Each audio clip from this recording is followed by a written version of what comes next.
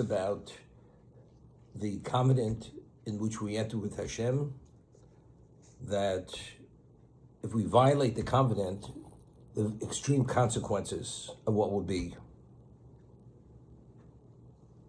And we'll be in exile, we'll be cast off among the nations. When all these things will come upon you,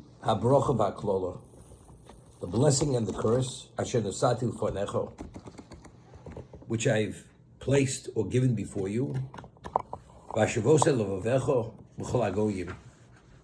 you will take to heart when you're among the nations, when you'll be among nations that God has cast you off there, meanwhile you'll be in exile. You'll take to heart when the bracha and the klal will come upon you. And when you reflect on this, you return to Hashem,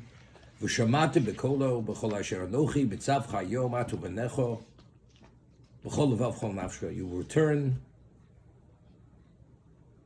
to all that I've commanded you, your children, with all your hearts and all your souls.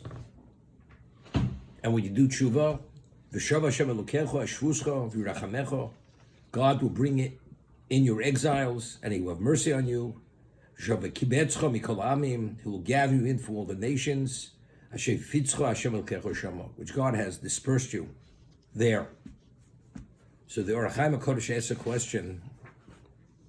It should say, when all the curse comes upon you, it says, the blessing and the curse. And what's going to cause us to do tshuva? It's the curse, because things are going to become so painful and untenable. That's going to cause us to realize we're doing the wrong thing. So why does the pasuk say, the verse say, when all this comes upon you, the blessing and the curse? So he goes to explain, when does a person recognize that something is not right? Initially, when he behaved a certain way, things were extremely, exceptionally good. And when he started his behavior pattern changed, and he took another perspective, all of a sudden things started to go south. So it's only because he's able to discern between the original situation, the present situation, that's the reason why now he's reflecting. When he looks back, why did things change? What happened? Why was there a change? Why before was there brocha, now is there klola? Now he's able to identify the basis why the change took place. You know, it's interesting that Chazal tell us, in Yesh Lamoni Rotzah Mosayim, if you have 100, you want 200, you have 200, you want 400, the more you want, the gap gets wider. So the more you have, the less you have. The more needy you become, regardless of how much you have. Your life becomes less tranquil because you're more consumed, because you have a larger gap that you have to fill. And the more you have, the gap even gets wider. Now, in one location, there's in Bahar, what is a blessing? A blessing is to be somech b'chelko. If a person would be satisfied with his lot, you need less, you don't need more. Now, why are you satisfied with less? It's all based on your perspective. What exactly am I trying to accomplish? If a person has to fuel his ego and satisfy his ego, there's no end to an ego. Of course, the more you inflate it, the more needy the ego becomes. The more you suppress the ego and you have the focus, you only have to address what the objective is. We have in Pirkei Avos, it says, Lo alechem locha ligmor. The Torah is infinite, it's endless. But what is one's obligation? Lo alechem locha ligmor. You don't have to finish the task. You only have to do your best. More than your best, you don't have to do. That's the objective of a human being. But when does a person realize that? I have to do what I'm supposed to do, nothing more than I'm supposed to do. That's only if you have humility. But if it's to prove who you are, that's an ego issue. Who you are, there's no limit to what you have to prove. Therefore, yesh l'moru atzum osayim. As much as you have, you've proven what you can accomplish. You have 10,000, now you need 20. You have 1 million, you need 2 million. The gap keeps getting wider because now you've proven what you can do. Automatically, that makes you want to prove even greater because now people see what your capability is. But that's only because, but that's the klolo. That is a curse. Why until now were things tranquil? I wasn't so overwhelmed with many things. The answer is because I was focused on what I was supposed to be focused. Klola doesn't only mean to say the curse, God forbid, where illness or exile or things, even a person's life being disrupted and not having a moment's peace, that's also klola. Why before was the brocha, all of a sudden now there's klola? Well, I'm more occupied. We read in Pirkei Avos last week, Marbe nechos marbe daigo. The more you have, the more the worry. The more you have to contend with. You know, there's an expression, lean and mean. Let's keep it lean and mean. That's it. Don't get too complicated. So it's only when you contrast the klola from the brocha initially, then it's hashivos levavecha. Evidently, I'm doing something wrong. So only through that discernment. Now there's brocha before. Now there was klola, God forbid, chas v'sholem. Before there's brocha, therefore it's hashivos levavecha. Now you begin reflecting, and what is the conclusion of that reflection? V'shavta Hashem Elokecho. You return to Hashem. You return to the proper path. And then you merit the bracha. And then God will bring back your exiles. The Ohr HaChaim HaKadosh points out, why is the Torah telling? And then Hashem will bring you back. Of course he'll bring you back. It's not so simple. If a person comes back for the right reason, she'd say, Hashem will bring you back.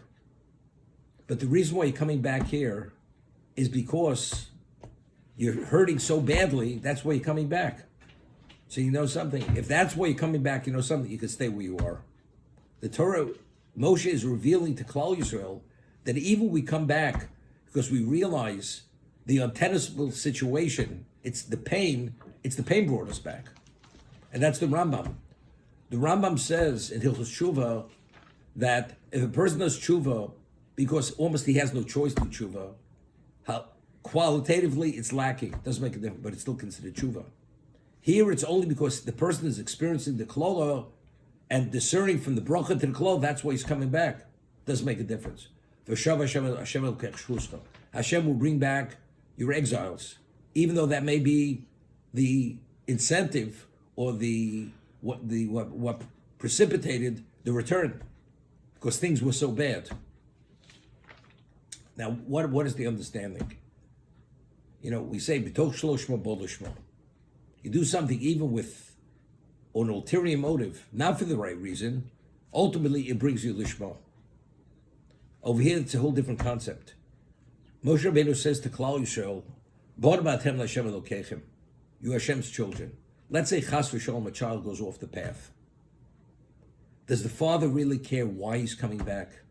All the father wants, my son should come back. Let him come back for the wrong reason. I just want him to come back.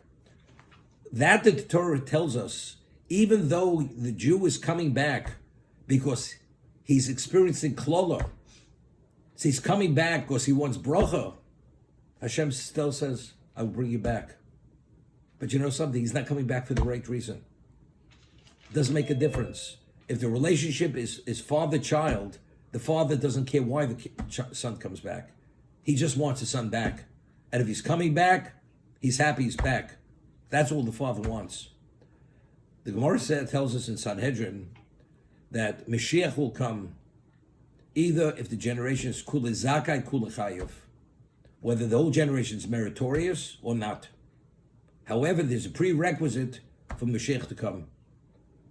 Klal Yisrael has to do tshuva. We have to do tshuva. How do we know we have to do tshuva? Because we say every morning, it's a pasuk, Uvo letzion goel u'lishovei pesha. When is the goel coming to Tzion? Uleshavi Pesha, when we return from the Pesha, from our defiance. Well, if we return, we do tshuva from Pesha, Ovol Tzion Goel. That's when the Goel is coming to Tzion. So if you have a generation of Kule Zakai, the people, as they say, they get it. They understand where they have to be. Nothing. We're not perfect, and we make our corrections. Is one thing, but if it's Kule Chayav, but if we have tremendous liability and we're not deserving, and the prerequisites is tshuva, how does Mashiach come? So the Gemara says that even if Hashem has to install a king, shekoshik zerosa mihomen Rosha, that his decrees are more harsh than Homen Rosha, he will do that. And when that happens, we're going to do tshuva. So even if we're kule chayov, we're gonna, as they say, wake up and smell the coffee. We're going to hear the wake-up call, because the pain is going to be so excruciating, we're going to have no choice but to come back. Therefore, even if it's kule chayov, that's what Hashem will resort to that, and we're going to do tshuva. So you say, but what's the value of that? It's the same answer. A father wants his children to come back. It's irrelevant why he comes back. Because of the love that a parent has for a child, the father has for a child, and Hashem's love for us surpasses any conceivable love that a mortal can have for his own child. Therefore, whatever it takes, I want my son back. Therefore, even it's kul chayov, even though the generation will all be liable, nevertheless, he's going to have them come back regardless. A parent will give every incentive for a child to bribe the child to do what he should be doing. So you say, but what difference? Do you want that? It's irrelevant. I want my son to do the right thing. That's all I want. It's B'ni B'chori Yisrael. The relationship is more than just a son. It's the firstborn, which is the most special love that a parent has for a child.